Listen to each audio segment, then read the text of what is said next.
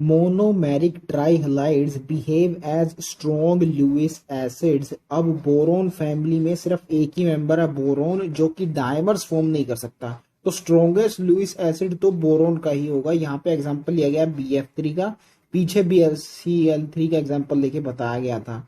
लेकिन ऐसा नहीं है कि बाकी मेंबर्स लुईस एसिड की तरह एक्ट नहीं करते, जस्ट दैट्स उनकी टेंडेंसी कम हो जाती है, क्योंकि डायमर फॉर्म करके भी स्टेबिलिटी अचीव कर सकते हो। जैसे कि आगे एल्यूमिनियम का एग्जांपल ले, that also act as a Lewis acid, जो कि हम पढ़ने भी वाले हाइड्रोकार्बन चैप्टर में फ्रीडल क्राफ्ट रिएक्शन के अंदर वो यूज किया जाता है AlCl3। अब ये भी क्वेश्चन आपका हो सकता है कि स्ट्रॉन्गर लुईस एसिड तो BCl3 होता है, तो क्यों नहीं वो यूज कर लिया जाता है AlCl3 की जगह पे फ्रीडल क्राफ्ट रिएक्शन में। इसका रीजन ये है, जब वो रिएक्शन पढ़ेंगे तब आपको पता लगेगा, AlCl4 की फॉर्मेशन होती है वहां पे, यानी 4 क्लोरीन जुड़े होते हैं एक एल्यूमिनियम से। यहां हम जानते हैं कि ट्राई क्लोराइड भी इतना ज्यादा स्टेबल नहीं होता बोरोन का, अगर उसको पानी में डाल दिया जाए तो हाइड्रोक्साइड आयन से वो रिप्लेस हो जाते हैं, क्योंकि OH माइनस छोटा होता है Cl से। तो इवन ट्राई क्लोराइड भी कन्वर्ट हो जाता है इसके हाइड्रोक्साइड में, तो चार चार क्लोरीन तो बोरॉन संभाल ही नहीं पाएगा। इसलिए AlCl3 would be more stable, and that's why उस रिएक्शन में AlCl3 यूज किया जाता है एज अ लुईस एसिड। तो टेंडेंसी डिक्रीज करती है लुईस एसिड की, लेकिन होते जरूर है निचले मेंबर्स में भी डायमर की फॉर्मेशन से स्टेबिलिटी अटेन करना ज्यादा पसंद करते हैं as compare to acting as a Lewis acid. Most of the other metal halides starting from aluminium AlCl3 are dimerized through halogen bridging, and this is a more preferred method of them to achieve stability. Now, third example of this chapter, boron is unable to form BF6 3-। उसका reason क्या है, तो BF6 बनाने के लिए उसको 4 से अबो covalency expand करनी होगी, जो कि ये नहीं कर सकता क्योंकि इसमें d ऑर्बिटल नहीं पाए जाते। तो due to non availability of d orbitals, boron is unable to expand its octet, therefore maximum covalency of boron can not exceed 4। 2s और 2p का यूज करके सिर्फ 4 ही बना सकता है। बहुत बार देख चुके हैं हम ये statement. Some important compounds of boron, इनमें सबसे पहले आता है बोरैक्स। व्हाइट क्रिस्टलाइन सॉलिड होता है ये आप याद कीजिए, एस ब्लॉक चैप्टर में हमने पढ़ा था। जो वाशिंग सोडा होता है, सोडियम कार्बोनेट और 10H2, उसका इस्तेमाल किया जाता है बोरैक्स को बनाने के लिए। And washing soda white crystalline solid ही होता है, तो इससे आप इसका नेचर याद सकते हैं, क्योंकि उसका इस्तेमाल होता है इसे बनाने के लिए, इसलिए इसका नेचर भी वैसा ही होगा। It contains tetra nuclear units, and इसका करेक्ट फॉर्मूला होगा ये। अब ये फॉर्मूला याद रखने के लिए, और ये टेट्रा न्यूक्लियर यूनिट्स होती हैं इसमें, ये दोनों चीजें रिटेन करने के लिए आपको पता है एग्जैक्टली होना ही चाहिए कि एग्जैक्ट इसकी स्ट्रक्चर क्या है, जो कि मैंने ऊपर ड्रा की हुई है। B4O5OH4, ये एग्जैक्टली आपको यहाँ से क्लियर हो रहा होगा। 4 यहाँ पे बोरोन्स दिखाई दे रहे हैं, और ऑक्सीजन है 5, और हाइड्रोक्सिल ग्रुप्स जुड़े हैं इस पे 4। ये एग्जैक्ट नंबर ऑफ बॉन्ड्स भी आपसे पूछे जा सकते हैं। इसमें BOH बॉन्ड कितने हैं, BOB बॉन्ड्स कितने हैं, स्ट्रक्चरल इंफॉर्मेशन भी इससे आपको इन्फर आउट करके पूछी जा सकती है एग्जाम में, क्योंकि इसका फॉर्मूला गिवन है, तो इसलिए स्ट्रक्चर भी आपको इसी फॉर्मूला भी इसी स्ट्रक्चर से रिटेन करना होगा। और एक चीज भी आपसे इससे पूछी जा सकती है कि इसमें यूनिट्स कैसी हैं, तो 2 ट्रायंगुलर यानी प्लेनर यूनिट्स है बोरोन की, यानी 3 बॉन्ड से जुड़ा है 2 बोरोन यहाँ पे, और 2 टेट्राहेड्रल यूनिट्स है, यानी 4 बॉन्ड से जुड़ा है 2 boron out of the 4।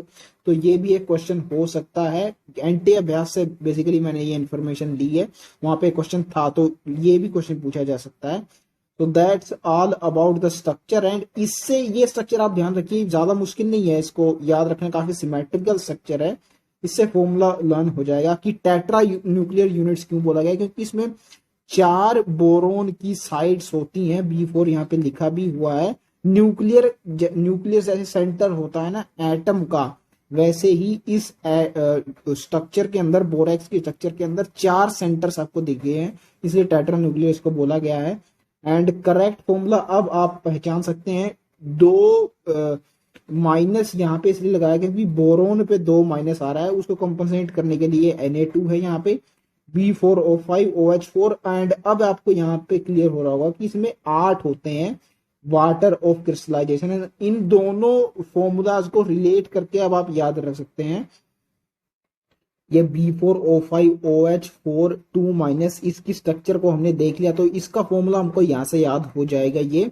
And यहाँ से हम देख सकते हैं कि इसमें हाइड्रोजन 4 प्लस 16 प्लस या 20 हो गए। एंड 20 वहां पे अगर देखें तो 10H2O में हाइड्रोजन तो वहां पे पूरे हो रहे हैं, 20 हो रहे हैं, लेकिन ऑक्सीजन वहां पे कम रह जाएंगे। 10H2O करेंगे तो 10 तो ऑक्सीजन वहां से हो गए, और 5 ये B4O5 का तो 15 हो गया। लेकिन यहाँ पे आप देखिए टोटल 15 नहीं है, 17 है। 5 और 4 9 और 8 17, तो इसलिए वहां पे B4O5 की जगह वो 7 करना होगा 17 ऑक्सीजन बनाने के लिए। तो दैट्स वाई उसका एग्जैक्ट फॉर्मूला होता है Na2B4O7.10H2O। तो ये मेन फॉर्मूला आपको याद रखना है। इसमें वाटर ऑफ क्रिस्टलाइजेशन 8 होता है, इससे वो दूसरा जो जनरल फॉर्मूला है वो डिराइव किया जा सकता है। Borax dissolves in water to give alkaline solution, भाई देगा ही, इसमें 4 हाइड्रोक्सिल ग्रुप होते हैं, तो ये ओबियस है इसके लिए। तो जब ये वाटर में डिसॉल्व किया जाता है तो सोडियम हाइड्रोक्साइड बनाता है, एंड विद ऑर्थोबोरिक एसिड, और सिंपली बोरिक एसिड भी बोल सकते हैं इसको। ये रिएक्शन भी ज्यादा मुश्किल नहीं है, साल्ट जैसा ये हमें अपीयर होता है बोरेक्स, क्योंकि व्हाइट क्रिस्टलाइन सॉलिड इसको बोला गया है। And crystalline solids usually ionic crystal ही होते हैं जो कि साल्ट्स होते हैं। एंड ये रिएक्शन भी वैसा ही लग रहा है, देखिए बोरिक एसिड एसिड है प्लस सोडियम हाइड्रोक्साइड बेस है, acid plus base gives salt plus water. इसका reverse reaction acid base neutralization reaction है। तो फॉरवर्ड रिएक्शन ऐसे आप लिख सकते हैं रिवर्स रिएक्शन के याद रखने से, कि प्रोडक्ट्स इसमें क्या बनेंगे, सोडियम है और हाइड्रोक्साइड जुड़ के ये सोडियम हाइड्रोक्साइड ही बेस यहाँ पे बनेगा, ये भी प्रिडिक्ट किया जा सकता है। एंड एसिड तो एक ही है बोरोन का, बोरिक एसिड, तो इसमें तो कंफ्यूजन हो ही नहीं चाहिए आपको। On heating borax first loose water molecules and swells up. अब ये बहुत अजीब चीज होती है बोरेक्स के साथ, कोई भी चीज जब वाटर लूज करती है तो वो श्रिंक करती है, उसका साइज घटता है, लेकिन बोरेक्स का साइज बढ़ रहा है, तो ये बहुत स्ट्रेंज है।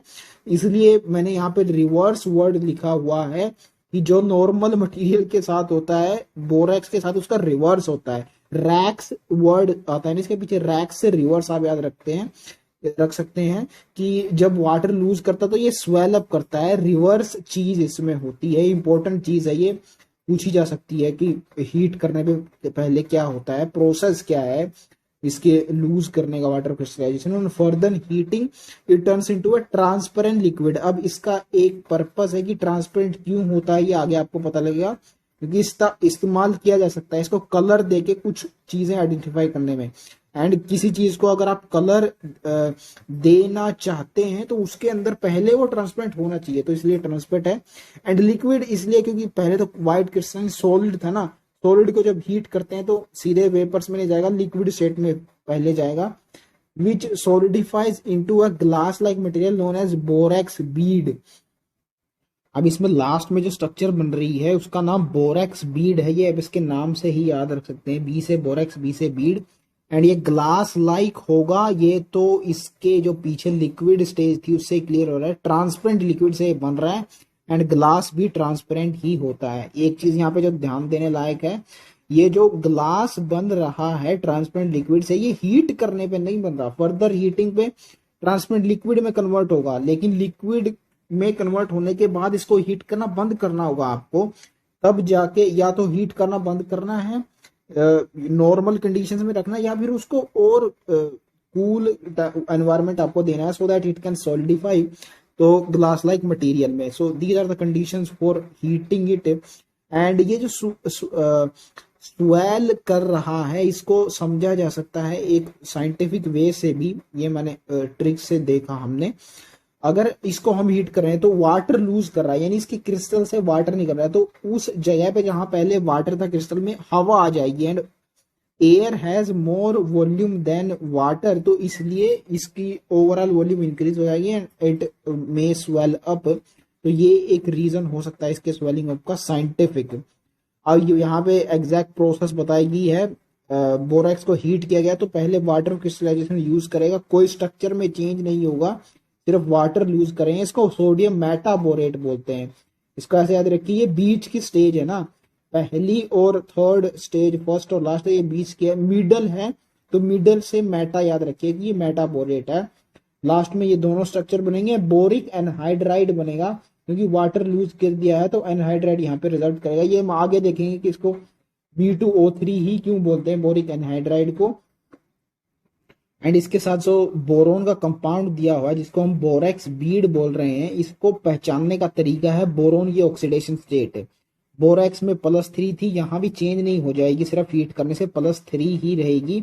एंड दूसरा तरीका ये है कि बोरिक एनहाइड्राइड में आपको जोड़ देना है इस फॉर्मूला को, तो आपके पास Na2B4O7 बन जाएगा था एक्चुअल फॉर्मूला। इससे भी आपको आसानी रह सकती है इस एग्जैक्ट कंपाउंड के फॉर्मूला को याद रखने में। The metaborates of many transition metals have characteristic colors and therefore borax bead test can be used to identify them in the laboratory। तो ट्रांजिशन मेटल्स की प्रॉपर्टी होती है कलर्स एग्जिबिट करने की, D&F ब्लॉक एलिमेंट्स में भी हम देखने वाले हैं। एंड बोरेक्स बीड टेस्ट इसलिए यूज किया जा सकता है क्योंकि ट्रांसपेरेंट होता है ये बोरेक्स बीड। एंड जब भी इसके एनायन को यानी मेटाबोरेट को BO2 माइनस मेटाबोरेट होता है, BO3 3 माइनस होता है बोरेट, जैसे कि हम आगे देखेंगे बोरिक एसिड के केस में। तो उसको जब ट्रांजिशन मेटल कैटायंस के साथ जोड़ा जाता है तो एक करेक्टरिस्टिक कलर देते हैं। इसका प्रोसेस वही होता है जो हमने एस ब्लॉक में देखा था, excitation and de excitation of electron under flame photometry. तो वही प्रोसेस यहाँ पे भी फॉलो होता है। For example when borax is heated in Bunsen burner flame with copper oxide on a loop of platinum wire, a blue coloured cobalt metaborate bead is formed. तो इसका colour भी आपको याद रखना है। एंड किस कंपाउंड से बन रहा है देखिए, कोबाल्ट ऑक्साइड से बन रहा है, तो इससे इसका जो वैलेंसी है वो क्लियर हो जाती है कि आगे क्या बनेगा। CO BO2 ट्वाइस बनेगा, BO2 पे माइनस साइन होता है ये हम जानते हैं, Na के साथ कंबाइन है, Na पे प्लस होता है तो इस पे माइनस होगा एज अ होल, क्योंकि पूरा कंपाउंड न्यूट्रलाइज होना है तो इस पे होगा माइनस। ये दोनों का मिलके होगा 2 माइनस, तो इस पे 2 प्लस होना चाहिए क्योंकि ऑक्सीजन के साथ जब ये कंबाइन कर रहा है कोबाल्ट तो इस पे तब भी 2 प्लस है, 2 माइनस ऑक्सीजन पे है। तो that's how you predict the nature the structure of this Beed. And ये ब्लू कलर का होता है, ये यहां से याद रख सकते हैं आप कि हमने कॉपर का एक कंपाउंड देखा था रेडॉक्स रिएक्शन में, कॉपर नाइट्रेट कह लीजिए या सल्फेट कह लीजिए, दोनों का कलर ब्लू था। एंड वहां पे हमने देखा था कि ब्लू कलर क्यों था, तो उससे आप याद रख सकते हैं Cu था, कॉपर CO है, कोबाल्ट इनमें ज्यादा फर्क नहीं, तो इसका भी ब्लू होगा कलर, यहां से आप याद रखिए। एंड बंसन फ्लेम है ये, इसमें UN आता है और प्लैटिनम में Nu यानी UN एक साथ आते हैं, तो प्लैटिनम वायर यहाँ पे यूज की गई है, ऐसे आप याद रख सकते हैं। बंसन ही क्यों बोलते हैं इस बर्नर फ्लेम को, बंसन बेसिकली एक साइंटिस्ट का नाम है। स्ट्रक्चर ऑफ एटम में हम देख आए हैं कि एटमिक स्पेक्ट्रा के थ्रू एलिमेंट्स को डिस्कवर करने का काम इन्होंने सबसे पहले किया था इस फ्लेम का इस्तेमाल करके, इसलिए इनका नाम इससे जोड़ा जाता है। नेक्स्ट इज ऑर्थोबोरिक एसिड, ये भी एक वाइट क्रिस्टलाइन सॉलिड ही होता है क्योंकि बोरेक्स में जब पानी मिला देते हैं, हमने देखा था ऊपर, तभी ये बन जाता है। तो पानी मिलाने से उसकी बेसिक स्ट्रक्चर तो डिस्टॉर्ट नहीं हो जाएगी ना, वही रहेगी। तो याद, this is also white crystalline solid. इसमें फर्क सिर्फ इतना है, इसमें सोपी टच पाया जाता है। ये इसको ऐसे याद रखिए, सोप कैसा होता है, थोड़ा मॉइस्चराइज्ड स्लीपरी सी अपीयरेंस होती है ना सोप की, तो वो तब होगी जब बोरेक्स में जब आप पानी ऐड करेंगे। बोरेक्स खुद वो सूखा होगा, एक वाइट क्रिस्टलाइन सॉलिड, जब उसमें पानी ऐड कर देंगे तो उसमें मॉइस्चराइज्ड सोपी अपीयरेंस हो जाएगी, इसको सोपी टच बोलेंगे। इससे आप याद रखेगी ऑर्थोबोरिक एसिड की होती है सोपी टच, ना कि बोरेक्स की। स्पेरिंगली सोल्युबल होता है वाटर में but highly soluble in hot water. ये इन जनरल पॉइंट हम जानते हैं सोलिबिलिटी सॉलिड्स की। जैसे एग्जांपल दे दीजिए आप, साल्ट का या शुगर का इंक्रीज करती है विद टेम्परेचर। ये हमने इक्विलिब्रियम में भी देखा था और आगे सॉल्यूशन चैप्टर में भी देखने वाले हैं। So it is not a unique thing just confined to boric acid. In general solids के साथ ऐसा होता है। It can be prepared by acidifying an aqueous solution of borax. पानी मिला के बना दिया जाता है बोरेक्स में। एसिडिफाई करके भी बनाया जा सकता है, ये आगे बताया गया है। Also found by hydrolysis reaction with water and dilute acid, दोनों तरीकों से।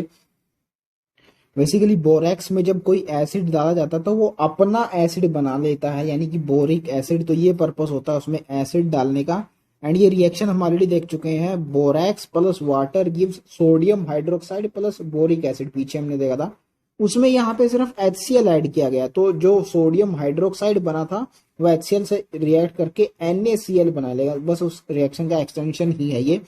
Also found by hydrolysis of most of the boron compound, यानी बोरेक्स के अलावा भी और दूसरे कंपाउंड्स में पानी मिला के बनाया जा सकता है अब बोरिक एसिड को, जैसे हलाइड्स या हाइड्राइड्स। प्रोसेस वही है, कोई भी कंपाउंड ले लीजिए बोरॉन का, उसमें पानी मिलाना है आपको और एसिड भी ऐड कर देंगे तो रिएक्शन और तेज हो जाएगा। रीजन मैंने आपको बताया अभी। It has a layer structure in which planar BO3 units are joined by hydrogen bonds. तो जब भी हमारा बोरॉन 3 बॉन्ड से कनेक्टेड होगा तो वो प्लेनर ही स्ट्रक्चर बनाएगा। केमिकल बॉन्डिंग से इसका रीजन आप जानते हैं, 3 सिग्मा बॉन्ड्स प्लेनर स्ट्रक्चर में रिजल्ट करता है हाइब्रिडाइजेशन से, sp2। और हाइड्रोजन बॉन्ड्स इसमें पाए जाते हैं।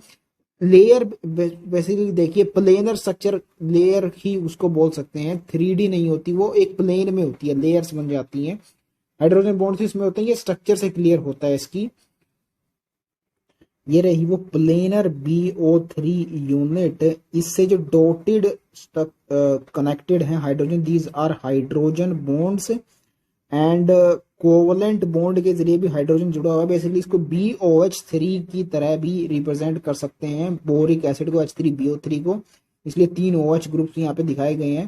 Dotted line represent hydrogen bonds and आप आगे देखेंगे कि इसको वीक एसिड भी बोला जाता है। आप इस स्ट्रक्चर से भी वो पहचान सकते हैं। कहीं भी आपको तरीका नजर नहीं आ रहा कि ऑक्सीजन को हाइड्रोजन से तोड़ के अलग किया जा सकता है। काफी सॉलिड स्ट्रक्चर है इसकी, क्रिस्टलाइन स्ट्रक्चर। H+ को सीधे सीधे अलग नहीं कर सकते, इसलिए वीक एसिड होता है ये ऑक्सीजन से। एंड एक और चीज यहाँ से पूछी जा सकती है आपके से, इसकी जो यूनिट्स होती हैं हेक्सागोनल यूनिट्स होती हैं, हेक्सागन की फॉर्म में ये अरेंज्ड है। तो एक ये और डायग्रामेटिक इंफॉर्मेशन आपसे ली जा सकती है यहाँ से। Boric acid is a weak monobasic acid, means ये एक H+ रिलीज करवा सकता है। मींस मोनोबेसिक का ये मतलब वीक इसलिए होता है क्योंकि खुद का वो भी रिलीज नहीं करवाता ये। It is not a protonic acid, यानी H+ खुद का रिलीज नहीं करता proton, but act as a Lewis acid by accepting electrons from a hydroxyl ion. Water में यही एक स्पीशी होती है OH-, इसके पास इलेक्ट्रॉन पेयर डोनेट करने की कैपेबिलिटी होती है। तो बेसिकली एक्सेप्ट करता है ये वाटर से ही, क्योंकि वाटर के इनसाइड सिर्फ OH- ही होता है जो दे सकता है। तो इसलिए सीधे यहाँ पे हाइड्रोक्सिल आयन लिख दिया गया है। एंड प्रोटोनिक एसिड, इसका बिहेवियर कौन सा, 3 टाइप के हमने एसिड बेस कन्वेंशंस पढ़े थे इक्विलिब्रियम में, इनमें से कौन सा की तरह एक्ट करता है ये आपको ध्यान रखना है। प्रोटोनिक नहीं है, लुइस वाला जो लास्ट वाला कंसेप्ट है जो इलेक्ट्रॉन पेयर एक्सेप्ट करता है वो है लुइस एसिड की तरह एक्ट करता है।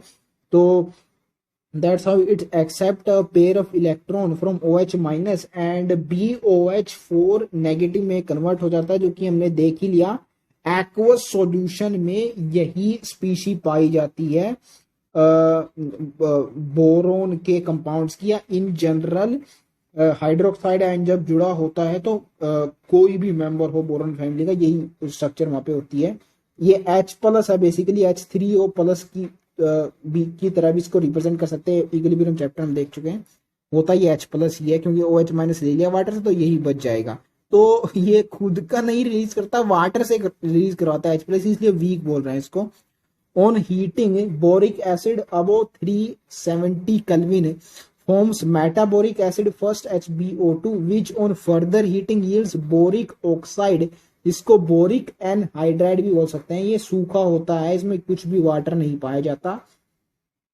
ये टेम्परेचर याद रखना यहाँ पे ज्यादा मुश्किल नहीं है, 373 केल्विन होता है 100 डिग्री सेल्सियस, तो उसके आसपास जा रहा है। यानी वाटर को बेसिकली वेपर्स की फॉर्म में यहाँ पे उड़ाया जा रहा है। बीच वाला मेटा होता है, ये हमने ऑलरेडी देख लिया। एंड इसको हीट कर लिए तो एक यहाँ पे वाटर मॉलिक्यूल इसमें से रिमूव करना है आपको, H2O बोरिक एसिड में, तो HbO2 बन जाएगा। अब यहाँ पे इसको ट्वाइस लेना है आपको, टू टाइम्स लेके फिर इसमें से वाटर मॉलिक्यूल रिमूव करना है, क्योंकि वाटर रिमूव करने के लिए 2 हाइड्रोजन होने जरूरी है। आपके पास यहाँ पे एक ही था, इसलिए 2 से हमने इसको मल्टीप्लाई किया। अब इसमें से वाटर रिमूव कीजिए, 2 कर लेंगे तो आप तो बोरोन 2 हो जाएगा, ऑक्सीजन 4 हो जाएगा, यानी B2O4 था। एक ऑक्सीजन वाटर की फॉर्म में निकल जाएगा तो B2O3 बच जाएगा। तो that's how you reach to the structure of this compound boric oxide, boric anhydride. इसको B2O3 ही क्यों बोलते हैं, वाटर निकाल के समझ में आती है इसकी स्ट्रक्चर। एंड हाइड्रोजन तो वाटर में 2 आते ही हैं, तो 2H ये सीधे सीधे निकल जाएंगे। स्ट्रक्चर हमने देख ली थी बोरिक एसिड की। चौथा एग्जांपल देखते हैं अब, why boric acid is considered as a weak acid. बहुत बार हमने देख लिया अभी ही ये, because it is not able to release H plus on its own. Protonic acid नहीं है ये। It receives OH minus ions from water molecule to complete its octet and in turn releases H plus ions. तो water से release करवाता है H plus, खुद का नहीं होता इसका, तो इसलिए वीक एसिड इसको बोल सकते हैं। End of course octet complete करने के लिए ही ये ऐसा करता है। इलेक्ट्रॉन डेफिशिएंट कंपाउंड्स होते हैं बोरोन के, this we already know. Diborane is the next and probably the last compound of boron that we got study in this chapter. And यहाँ पे आपको भ्रम हो सकता है कि ये डायमर फॉर्म कर रहा है। बेसिकली ये प्रॉपर डायमर होता नहीं है डाइबोरेन का। आप देखेंगे इसमें एक बॉन्ड होता है जिसको बनाना बॉन्ड बोलते हैं, वो अनस्टेबल होता है, तो फॉर्म भी करता है जहां पे बोरोन डायमर, वो ऐसा फॉर्म करता है जो कि अनस्टेबल होता है। तो मेनली आप मान सकते हैं ये नहीं फॉर्म कर सकता। The simplest boron hydride is known as diborane. ये इंपॉर्टेंट स्टेटमेंट है। BH3 जो कि हम अज्यूम करते हैं कि होना चाहिए on the basis of valency of boron +3 होती है, हाइड्राइड इसका सिंपलेस्ट BH3 होना चाहिए, नहीं होता, डाइबोरेन होता है। याद रखना बहुत आसान है, क्योंकि BH3 है ही नहीं, कहीं इस चैप्टर में आपको देखने को मिलेगा, सिर्फ डाइबोरेन है, तो यही सिंपलेस्ट होता है, इसके नीचे नहीं होता। It is prepared by treating boron trifluoride with lithium aluminium hydride in di ethyl ether. तो बेसिकली यहाँ पे बोरोन का रिडक्शन किया जा रहा है, उससे मोर इलेक्ट्रोनेगेटिव एटम फ्लोरीन का रिमूवल हो रहा है और लेस इलेक्ट्रोनेगेटिव एटम हाइड्रोजन का एडिशन उसमें किया जा रहा है। तो रिड्यूसिंग एजेंट यहाँ पे काम आएगा। स्ट्रॉन्गेस्ट रिड्यूसिंग एजेंट होता है ऑर्गेनिक केमिस्ट्री का लिथियम एल्यूमिनियम हाइड्राइड, इसका इस्तेमाल यहाँ पे किया गया है। एंड ऑर्गेनिक केमिस्ट्री का ये रिड्यूसिंग एजेंट है, ये आप बहुत बार देखेंगे ऑर्गेनिक केमिस्ट्री में इसे, इसलिए सॉल्वेंट भी यहाँ पे ऑर्गेनिक लिया गया है, यानी कोवलेंट सॉल्वेंट लिया गया, डाइथाइल ईथर। एग्जैक्टली नाम याद रखने के लिए सॉल्वेंट का आप यहाँ से याद रख सकते हैं, डाइबोरेन के केस प्रिपेयर करने के लिए इसको यूज किया जाना है, तो डाई से डाइबोरेन और डाई से डाइथाइल ईथर। एंड दूसरे क्या क्या कंपाउंड्स बनेंगे, सबसे पहले तो हाइड्राइड बनेगा बोरोन का, और लिथियम का फ्लोराइड बनेगा, एल्यूमिनियम का भी फ्लोराइड। बेसिकली एक्सचेंज रिएक्शन हो रही है ये, बोरोन का हाइड्राइड बन रहा है लिथियम के पास, क्योंकि हाइड्राइड था, और बोरोन के पास फ्लोराइड था, तो लिथियम और एल्यूमिनियम के दोनों के फ्लोराइड्स बन रहे हैं। Convenient laboratory method for the preparation of diborane involves oxidation of sodium borohydride with iodine. Lab method, basically जो ऊपर आपको बताया जा रहा है ना, ये भी लैब मेथड ही है, इंडस्ट्रियली किसी और तरीके से बनाया जाता है। रीजन ये है क्योंकि lithium aluminium hydride strongest reducing agent है ऑर्गेनिक केमिस्ट्री का, बहुत महंगा पड़ता है भाई ये, इंडस्ट्रियल स्केल पर इसका इस्तेमाल नहीं किया जा सकता डाइबोरेन की प्रिपरेशन के लिए, क्योंकि कॉस्टली बहुत रिएक्शन हो जाएगी वो। एंड जो कमर्शियल प्रिपरेशन होती हैं उसमें इकोनॉमिक बेनिफिट का सबसे ज्यादा ध्यान रखा जाता है, तो ये इतने महंगे रिड्यूसिंग एजेंट उसके लिए इस्तेमाल नहीं किए जाएंगे। सोडियम बोरोहाइड्राइड भी इसी के कंपैरिजन का है। इसमें फर्क क्या हुआ है, बस लिथियम की जगह सोडियम आ गया है, एल्यूमिनियम की जगह बोरोन आ गया है, थोड़ी घट गई है रिड्यूसिंग टेंडेंसी, मैं मानता हूं लिथियम से कम रिड्यूसिंग नेचर होता है सोडियम का, एल्यूमिनियम से कम होता है बोरोन का, लेकिन इसकी के फॉर्मेट का ही है ना ये, तो इसी के कंपैरिजन में इसकी कॉस्ट आप मान सकते हैं। तो इससे भी काम नहीं चलेगा, ये भी कमर्शियल प्रिपरेशन में यूज नहीं किया जाता, इसे भी लेबोरेटरी मेथड में यूज किया जाएगा, ऐसे आप याद रखिए। आयोडीन के साथ ऑक्सीडेशन करवाई जा रही है सोडियम बोरोहाइड्राइड की, कोई ज्यादा मुश्किल नहीं है ये रिएक्शन याद रखवाना। आपको ये तो पता है ना सोडियम बोरोहाइड्राइड से आपको बोरोन का हाइड्राइड बनाना है। बाकी जो दोनों कंपाउंड्स हैं बोरोन के, चाहे वो बोरेक्स हो या फिर बोरिक एसिड हो, बोरेक्स की तो आपको प्रिपरेशन बताई ही नहीं गई है, एंड बोरिक एसिड वो बोरेक्स में पानी डालने पर बनाया जाता है, तो उन दोनों की तो नहीं होगी सोडियम बोरोहाइड्राइड से, सिर्फ बोरोन के हाइड्राइड की ही प्रिपरेशन होगी। तो ये आपको यहाँ से क्लियर होना चाहिए। उसके लिए BH4 यहाँ पे दिया गया है ना सोडियम बोरोहाइड्राइड में, लेकिन B2H6 होता है डाइबोरेन, तो BH3 का ट्वाइस, तो इसके लिए 2 बोरोन आपको चाहिए, इसलिए 2 से इसको मल्टीप्लाई किया गया है यहाँ पे। इसमें से हम निकाल दीजिए B2H6, हाइड्रोजन यहाँ पे हो जाते थे 8, 6 निकाल दिए तो 2 बच जाएंगे, तो 2 यहाँ पे एज इट इज आ गए हैं हाइड्रोजन की फॉर्म में, एंड Na+I- के साथ कंबाइन करके सोडियम आयोडाइड बनाएगा। Diborane is produced on an industrial scale bye the reaction of BF3 with sodium hydride. तो जो 2 ग्रुप्स के कंपाउंड से मिलकर बन रहे थे हाइड्राइड, लिथियम एल्यूमिनियम हो चाहे सोडियम बोरो हो, वो महंगे पड़ रहे थे कमर्शियली।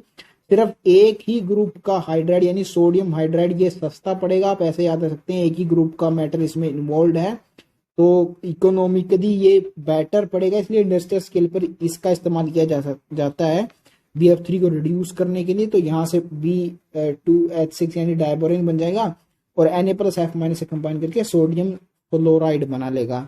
डाइबोरेन इज कलरलेस, ये मैंने आपको बता दिया था, किन्हीं भी गैसेस की प्रॉपर्टी स्टडी करते टाइम उसको हम मान के चलेंगे कि वो कलरलेस है, ऑर्डरलेस है, टेस्टलेस है, जब तक कि वो मेंशन ना हो कि उसका कलर या फिर ऑर्डर या टेस्ट कैसा है, तो कलर्स होगी, ये ऑब्वियस चीज है।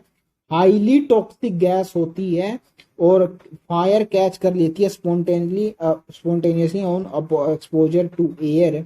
इसको ऐसे याद रखिए, डाइबोरेन इसका नाम है ना, डाइबोरेन से दुगनी बुरी है ये गैस, ऐसे याद रखिए। पहली बात तो हाईली टॉक्सिक होती है, यानी इसको सूंघना भी खतरनाक है आपके लिए, एंड जहां पे ये पाई जाती है उस एरिया में भी बड़े प्रिकॉशंस के साथ आपको इसके साथ डील करना होता है। तो पहली बात तो टॉक्सिक है, आपको अपना फेस बचा के रखना है इससे।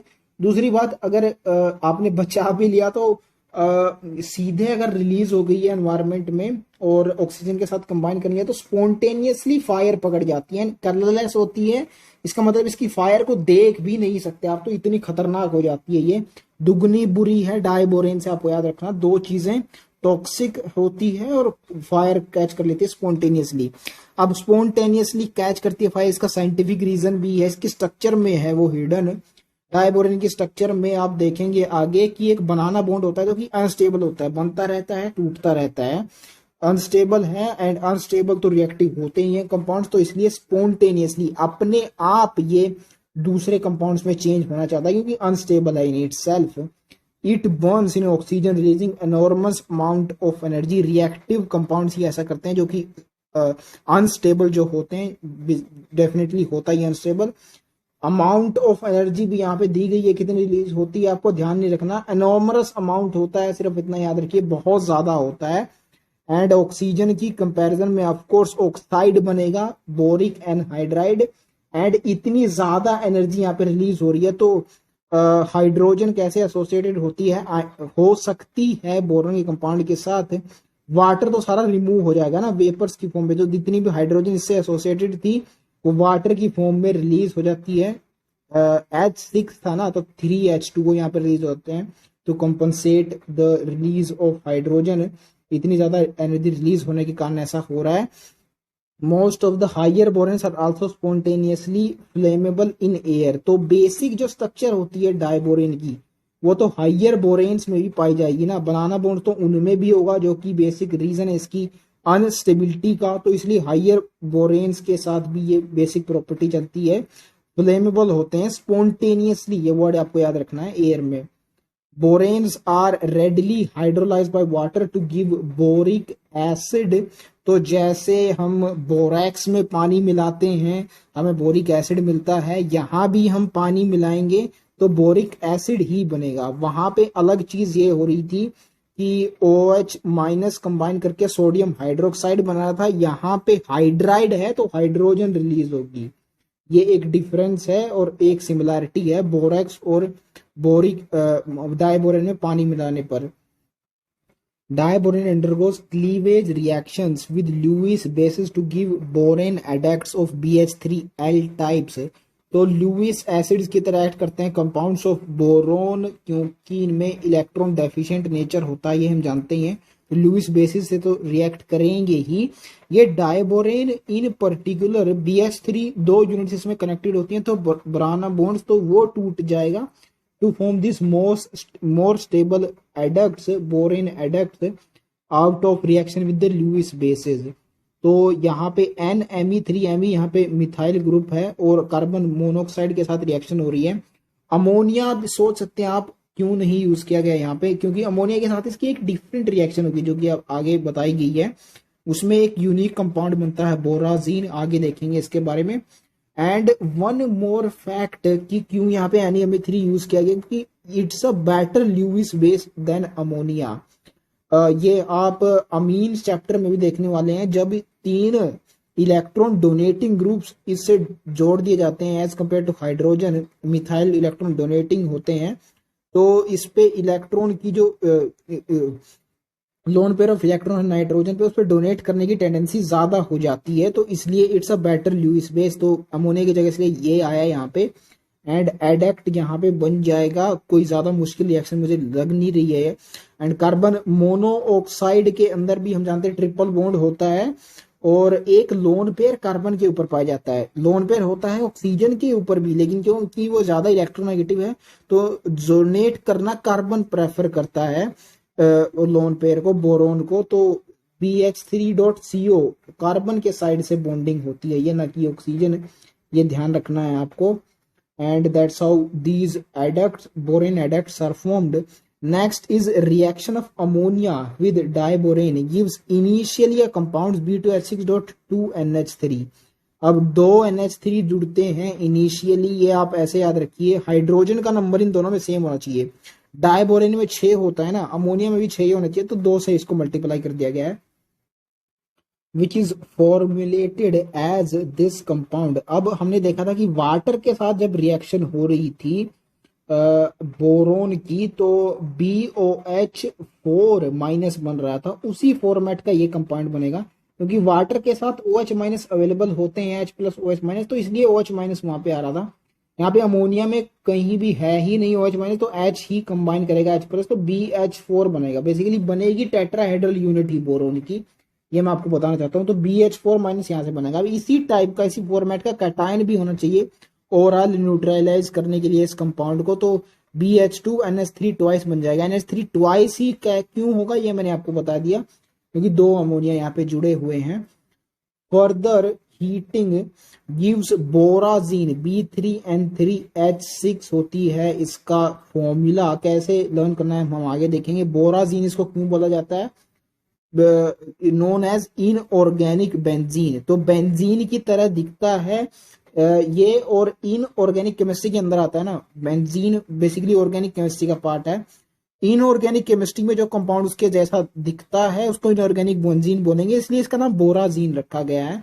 इन view with structure with alternate BH and NH groups, alternate double और सिंगल बॉन्ड्स पाए जाते हैं बेंजीन में, वैसे ही अल्टरनेट BH और NH ग्रुप यहाँ पे पाए जाते हैं। सिमिलैरिटी है स्ट्रक्चरल, इसलिए उससे एसोसिएट इसका नाम है। एंड इसकी स्ट्रक्चर मैंने यहाँ पे ड्रॉ भी कर दी है आपके लिए, ज्यादा मुश्किल नहीं है, जो थ्योरी में बोला गया था उसी के बेसिस पे मैंने इसको बनाया है। एंड इस स्ट्रक्चर से आप इस फॉर्मूला को भी आप याद रख सकते हैं। BH ग्रुप्स इसमें 3 है, यानी 3 बोरोन होंगे, 3 NH ग्रुप्स यानी 3 हाइड्रोजन, एंड दोनों में ही हाइड्रोजन आ रहा है, तो 3 + 3 6 हाइड्रोजन हो गए, तो B3N3H6 is it's formula. And यहाँ पे रिवाइज की गई है ये रिएक्शन। बीच में इंटरमीडिएट आयनिक कंपाउंड फॉर्म होता है, इसका फॉर्मूला कैसे लर्न करना है ये भी हमने देख लिया। ये बन गया बोराजीन एंड साथ में 12 हाइड्रोजन रिलीज हो रहे हैं, ये याद रखना है आपको। हमने डाइबोरेन की रिएक्शन करवाई थी ऑक्सीजन के साथ, वहां पे पॉसिबिलिटी थी वाटर रिलीज हो जाए क्योंकि ऑक्सीजन आ जाता ऑक्सीजन O2 से और हाइड्रोजन तो डाइबोरेन में है ही, तो इसलिए पॉसिबिलिटी थी, इसलिए वाटर रिलीज करवा दिया। यहाँ पे कोई पॉसिबिलिटी ही नहीं है वाटर रिलीज होने की, दोनों ही में हाइड्राइड है, हाइड्रोजन दोनों ही केस में, तो इसलिए वाटर नहीं होगा, हाइड्रोजन यहाँ पे रिलीज होगा। लेकिन कितने रिलीज होंगे ये भी इंपॉर्टेंट चीज है। अगेन इस फॉर्मूला से याद रख सकते हैं आप, B2H6.2NH3 हमने देख लिया, यही फॉर्म होगा, इसमें 12 हाइड्रोजन है तो इससे आप याद रखिए 12 H2 मॉलिक्यूल्स रिलीज होंगे। Next is the structure of diborane, 4 terminal hydrogen atoms and 2 boron atoms lie in one plane, इसकी बात हो रही है। ये 4 हाइड्रोजन टर्मिनल हैं, यानी जो एक्सट्रीम पोजीशंस पर हैं, कॉर्नर्स पर, ये चारों, और 2 बोरोन्स, ये सभी एक ही प्लेन में लाई करते हैं, ऐसा आपको बताया जा रहा है।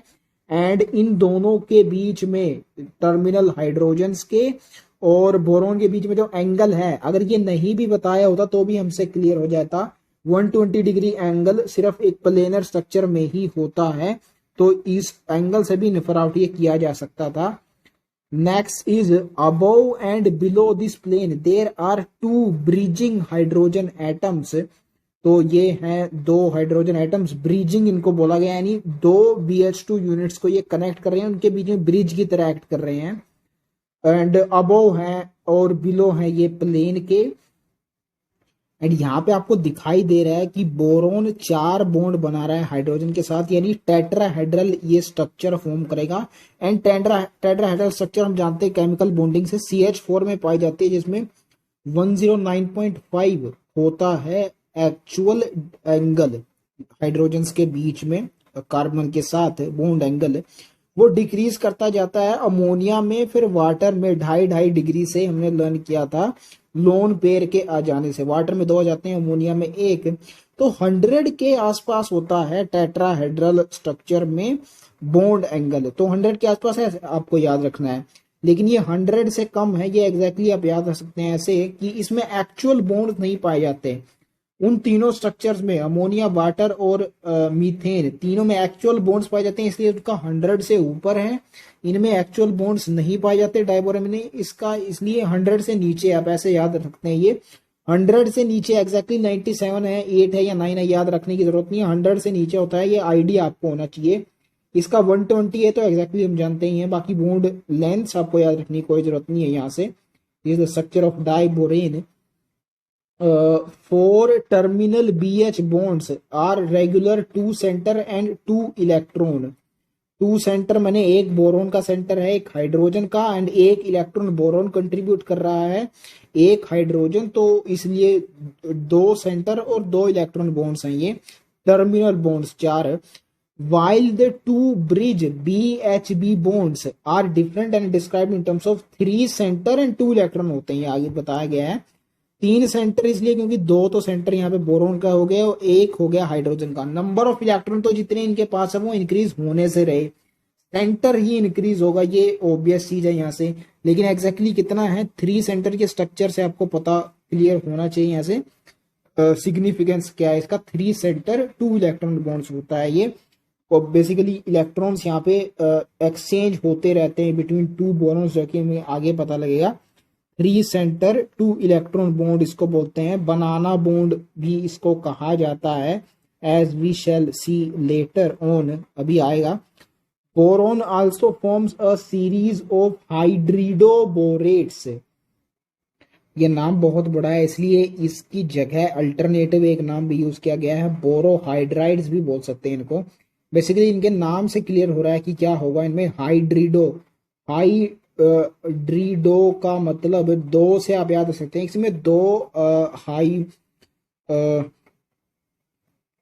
हाइड्राइड्स का कॉम्बिनेशन हो रहा है, एक तो है डाइबोरेन इटसेल्फ एंड दूसरा मेटल हाइड्राइड, 2 हाइड्राइड्स के कॉम्बिनेशन से बन रहा है, इसलिए हाइड्रिडो बोल सकते हैं इसको, hydrido borate. The most important one is the tetrahedral BH4 minus, यही हमको यहाँ पे पढ़ना है। एंड ये क्यों बनेगा, क्योंकि नाइट्रोजन का जो हाइड्रोजन के साथ कॉम्बिनेशन से कंपाउंड था अमोनिया, उसके साथ भी ये यूनिट यहाँ पे बन रही थी BH4 माइनस। यहाँ पे भी जो एल्कली मेटल्स के साथ या इन जनरल किन्हीं भी मेटल्स के साथ एसोसिएटेड है हाइड्रोजन यानी हाइड्राइड से ही कंबाइन कर रहा है डाइबोरेन, तो यहाँ पे भी ये यूनिट बनेगी ही tetrahedral BH4 minus. Lithium and sodium tetrahydridoborates are known as borohydrides. Tetrahydrido इसलिए बोला जा रहा है इनको क्योंकि 4 हाइड्रोजन एसोसिएटेड है यहाँ पे बोरोन के साथ। They are prepared by the reaction of metal hydrides with diborane in di ethyl ether. Di ethyl ether as a solvent use किया जाता है डाइबोरेन की रिएक्शंस में, ये तो हम ऑलरेडी देख चुके हैं। एंड ये रिएक्शन ज्यादा मुश्किल भी नहीं है। M प्लस H माइनस से यहाँ पे एसोसिएटेड था, H माइनस यहाँ पे रिप्लेस ही किया जा रहा है बेसिकली BH4 माइनस के द्वारा। सिर्फ इतना चीज हो रही है यहाँ पे। M here stands for lithium and sodium, यही होते हैं जो हमने पीछे देखा था, lithium aluminium hydride and sodium borohydride, जो 2 हमने रिड्यूसिंग एजेंट यूज किए थे। तो उससे आप याद रखिए कि इन्हीं 2 मेटल्स को यूज किया गया है यहाँ पे। नेक्स्ट आपको बॉन्डिंग एक्सप्लेन की गई है डाइबोरेन में। Each boron atom uses sp3 hybrid orbitals for bonding, ये हमने देखी रहा टेट्राहेड्रल स्ट्रक्चर होती है इसकी। Out of the 4 sp3 hybrids on each boron atom, 1 is without electron shown in broken lines. तो यहाँ पे शो किया गया है एक एक बोरोन के साथ ब्रोकन लाइंस में, ये इसको हाईलाइट नहीं करता हूं मैं to show the broken lines. तो इसका क्या मतलब है, इसमें इलेक्ट्रॉन नहीं पाया जाता, ब्रोकन लाइंस का यही मतलब है। पूरा होगा ऑर्बिटल तो इसका मतलब उसके अंदर इलेक्ट्रॉन है, ब्रोकन लाइंस का ये सिग्निफिकेंस है। एंड ऐसा होता भी है, ये जो हाइड्रोजन का इलेक्ट्रॉन है एक टाइम पे ये एक बोरॉन के साथ शेयर करता है और दूसरे टाइम पे दूसरे के साथ, तो एक टाइम पे दोनों में से एक तो खाली रहेगा ही, ये यहाँ पे शो किया गया है। The terminal BH bonds are normal 2 center 2 electron bonds, but the 2 bridge bonds are 3 center 2 electron bonds. We have discussed it earlier. They are referred to as banana bonds. अब ये जो शेप बन जाती है orbitals की, उससे structure आती है बनाना की, जो कि यहाँ पे विजिबल है। ये इलेक्ट्रॉन डेंसिटी बेसिकली शो की जा रही है। हाइड्रोजन पहले एक बार एक बोरोन से बॉन्ड फॉर्मेशन करता है, फिर दूसरे से करता है, स्विच होता रहता है दोनों बोरॉन्स के बीच में, तो इलेक्ट्रॉन डेंसिटी भी ऐसे ही फ्लक्चुएट करती रहती है। तो ओवरऑल ये बनाना जैसी शेप बन जाती है इस बॉन्ड्स की, that's why they are called banana bonds. So obvious both of them lithium and sodium borohydride are used as reducing agents. Of course hydrides हैं तो हाइड्रोजन ऐड कर सकते हैं कंपाउंड्स में, इसलिए रिड्यूसिंग एजेंट की तरह दोनों को यूज किया जा सकता है। They are useful as sorting material for the preparation of other metal borohydrides. अब ये इंपॉर्टेंट चीज है, लिथियम और सोडियम ये दोनों आते हैं सबसे पहले मेटल्स के अंदर, एल्कली मेटल्स एस ब्लॉक में। मोस्ट रिएक्टिव जो मेटल्स होते हैं, जो जिससे हमें दूसरे मेटल बोरोहाइड्राइड्स बनाने हैं, वो मोस्ट रिएक्टिव हाइड्राइड्स होने चाहिए इन देमसेल्फ, इसलिए इन दोनों का इस्तेमाल किया जाता है। इसलिए ही इन दोनों को यहाँ पे लिया गया है, आपको शो किया गया है फॉर्मेशन इन दोनों की, क्योंकि दूसरे मेटल बोरोहाइड्राइड्स की फॉर्मेशन में जिनका इस्तेमाल होना है वो रिएक्टिव होने चाहिए हाइड्राइड से। नेक्स्ट है uses of boron and aluminium and there compounds. इसके लिए आपको बोरोन की प्रॉपर्टीज जो कि यहाँ पे लिखी हुई है समझनी जरूरी है। ये समझने के लिए कहाँ कहाँ यूज किया जा सकता है। Boron is extremely hard refractory solids of high melting point, low density and very low electrical conductivity। तो सबसे पहले एक्सट्रीमली हार्ड होता है, ये तो हम जानते ही हैं। सबसे ज्यादा MP और BP होता है इसका ग्रुप में, ये पहले भी डिस्कस किया जा चुका है। रिफ्रैक्टरी सॉलिड होता है, ये आप ऐसे याद रखिए। इसका जो मेन कंपाउंड जिसमें एग्जिस्ट करता है बोरैक्स, उससे ट्रांसपेरेंट ग्लास बनाया जा सकता है ना, बोरैक्स बीड। एंड रिफ्रैक्टरी वो मटेरियल होगा जो ट्रांसपेरेंट होगा, जैसे कि प्रिज्म होता है जो कि रे ऑप्टिक्स में पढ़ते हैं, तो ग्लास भी उसी के फॉर्मेट के जैसा होता है, तो रिफ्रैक्टरी होगा, ये वहां से लर्न किया जा सकता है। Of high melting point. ये तो हमने मेल्टिंग पॉइंट का एग्जैक्ट ऑर्डर देखा हुआ है, पहले डिक्रीज करता है फिर इंक्रीज करता है, ये ऑर्डर जरूर याद रखिए, बहुत अच्छे से हमने लर्न किया था। हाईएस्ट इसका होता है ऑब्वियसली। लो डेंसिटी, डेंसिटी भी डाउन द ग्रुप जाने पे इंक्रीज करती है, तो लोवेस्ट इसकी होगी ही। एंड लो इलेक्ट्रिकल कंडक्टिविटी इसलिए क्योंकि नॉन मेटल होता है ना बोरॉन, डाउन द ग्रुप जाने पे मेटल कैरेक्टर इंक्रीज करता है, तो कंडक्टिविटी डाउन द ग्रुप जाने पे इंक्रीज करेगी। मेटल नॉन मेटल होता है बोरॉन, इसलिए लो होगी इसकी इलेक्ट्रिक कंडक्टिविटी ऑब्वियसली। सबसे पहले boron fibres are used in making bullet proof vest, यानी कि ये इसका ये नेचर यूज हो रहा है यहाँ पे एक्सट्रीमली हार्ड। जिस मटेरियल को बुलेट भी ना पायरेस कर पाए वो हार्ड तो होना ही चाहिए ना, इसलिए वेस्ट बुलेट प्रूफ वेस्ट में इसका इस्तेमाल होता है। बोरोन फाइबर्स का होता है और दूसरे कंपाउंड्स का नहीं, ऐसे याद रखिए। फाइट्स में इस्तेमाल होता है ना बुलेट प्रूफ वेट्स का, तो वेस्ट, तो इसीलिए फाइबर्स, फाइट से फाइबर्स आप याद रख सकते हैं यहाँ पे। Light composite material for aircraft, अब हम जानते हैं ये एस ब्लॉक से भी हमने पढ़ा हुआ है, एल्यूमिनियम का इस्तेमाल होता है एयरक्राफ्ट के पार्ट बनाने में। एल्यूमिनियम लाइट होता है क्योंकि एल्यूमिनियम से भी लाइट होता है, लो डेंसिटी होती है बोरोन की, तो इसका तो इस्तेमाल हो ही जाएगा इसमें, इससे ऊपर आता है एल्यूमिनियम से, ऐसे भी आप याद रख सकते हैं।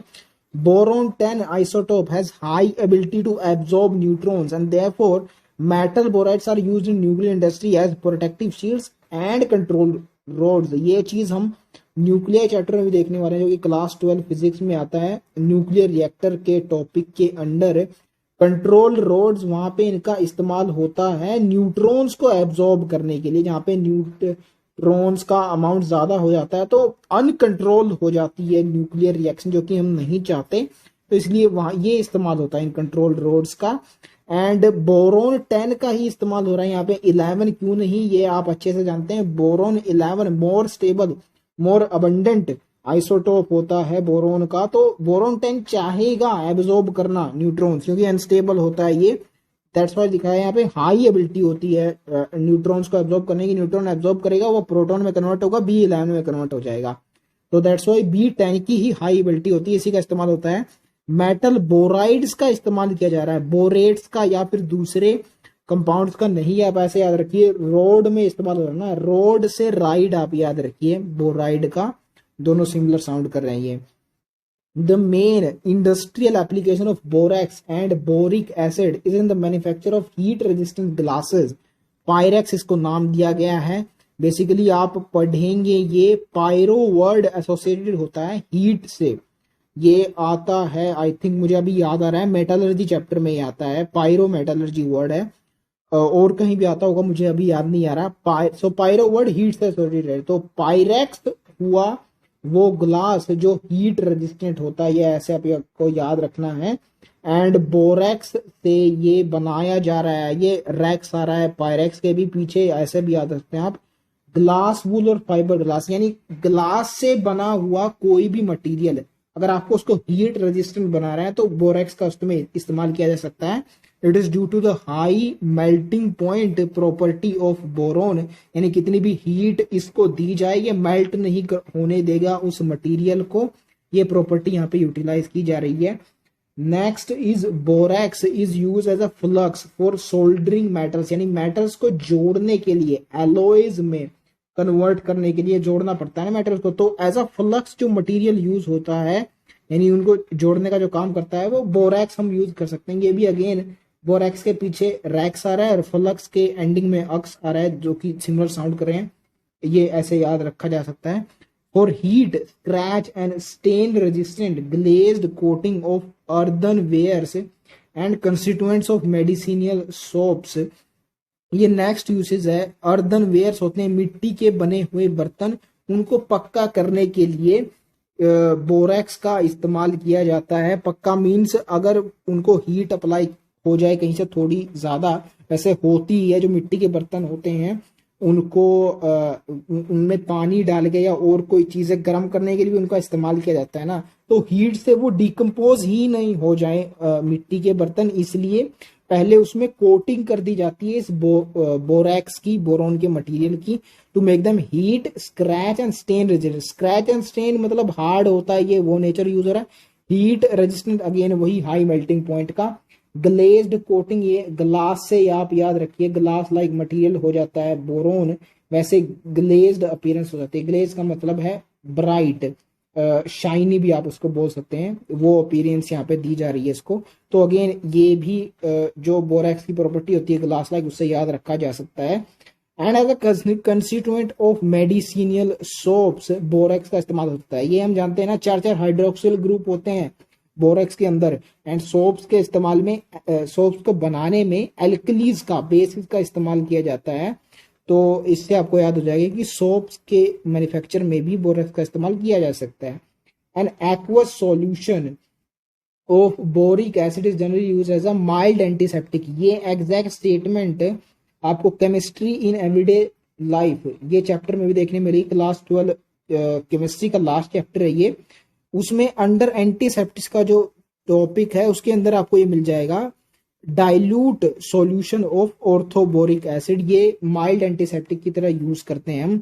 ये इतना माइल्ड होता है कि इसको आईज पे भी लगाया जा सकता है, यानी आईज पे भी यूज कर सकते हैं इसको। ऐसे आप याद रखिए कि जो बोरिक एसिड होता है वीक एसिड है ना, तो इसीलिए ये वीक एंटीसेप्टिक यानी माइल्ड एंटीसेप्टिक की तरह एक्ट करता है। नेक्स्ट है aluminium, which is a bright silvery white metal, high tensile strength होती है इसकी, high electrical and thermal conductivity होती है। ये सारे ही फीचर्स नॉर्मल मेटल्स के भी होते हैं, क्योंकि एल्यूमिनियम भी एक मेटल है तो इससे एसोसिएटेड भी ये फीचर्स होंगे ही, जो कि हमने पीरियोडिसिटी चैप्टर में ऑलरेडी पढ़ चुके हैं हम। सिल्वरी वाइट ये नेचर होता है मेटल्स का। एंड हाई टेंसाइल स्ट्रेंथ, इसका मतलब दो प्रॉपर्टीज में रिजल्ट करती है ये चीज, डक्टिबिलिटी एंड मैलिएबिलिटी। डक्टिबिलिटी मींस उससे वायर्स बनाई जा सकती है, मैलिएबिलिटी मींस उसको थिन शीट्स में कन्वर्ट किया जा सकता है। तो ये सारी चीजें हम पीरियोडिसिटी चैप्टर में भी कवर कर चुके हैं। यहाँ पे जो यूनिक चीज है, on a weight to weight basis the electrical conductivity of aluminium is twice that of copper. तो क्वालिटेटिवली तो हमें ये पता ही था कि एल्यूमिनियम की कंडक्टिविटी ज्यादा होगी as compare to copper. Reason being क्योंकि वो हल्का होता है, तो जितने मास में आप एक वायर बना पाएंगे कॉपर की, उतने ही मास में दो वायर बन जाएंगे एल्यूमिनियम की। तो इसलिए इलेक्ट्रिक कंडक्टिविटी तो ज्यादा होगी, हमें पता ही था, लेकिन कितने टाइम ज्यादा होगी ये भी इंपॉर्टेंट है यहाँ पे। तो इसको ऐसे याद रखिए, जो एल्यूमिनियम वर्ड है इसे ऐसा अपीयर होता है कि ये जो कॉपर वर्ड है, दो इसके अंदर आ सकते हैं, ये से इसका साइज ऐसा लगता है, आप इमेजिन कर सकते हैं।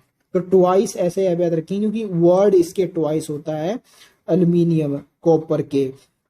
वेट टू वेट बेसिस, क्योंकि हल्का होता है एल्यूमिनियम, तो यही बेसिस लिया जाएगा इसकी प्रॉपर्टीज को शो करने के लिए।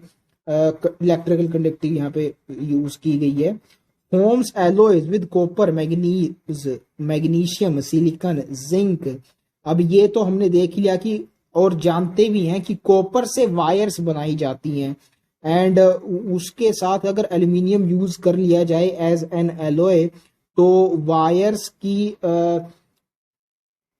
एफिशिएंसी उससे इंक्रीज हो जाती है। बेसिकली कॉपर वायर्स में एल्यूमिनियम अगर मिला दिया जाएगा तो उसका वेट भी कम हो जाएगा, और उससे इलेक्ट्रिसिटी आप ज्यादा फिर कंडक्ट करवा पाएंगे, एफिशिएंसी बढ़ जाने का मतलब ये है। तो कॉपर वायर्स में एज एन एलॉय इसको यूज कर सकते हैं, हमने ऐसे याद रखा कॉपर के साथ। अब कॉपर से जस्ट आगे होता है जिंक, ये ऐसे याद रखिए, कॉपर के साथ हो रहा है तो जिंक के साथ भी होगा, क्योंकि एक साथ आते हैं ये दोनों। और एल्यूमिनियम के पीछे आता है मैग्नीशियम, और इसके आगे होता है सिलिकॉन। तो इन तीनों एक साथ पढ़ते हैं तो इनके एलॉयज बनाए जा सकते हैं, ये ऐसे याद रखना है। और मैग्नीशियम एम से स्टार्ट होता है और मैग्नीज भी एम से, इन दोनों का नाम भी काफी हद तक सिमिलर है, तो मैग्नीज के साथ भी एलॉय बन सकता है, ये ऐसे याद रखिए आप। It can be given shapes of pipe, tubes, rods, wires, plates और foils, and therefore find uses in packing, utensil making, construction, aeroplane and transportation industry।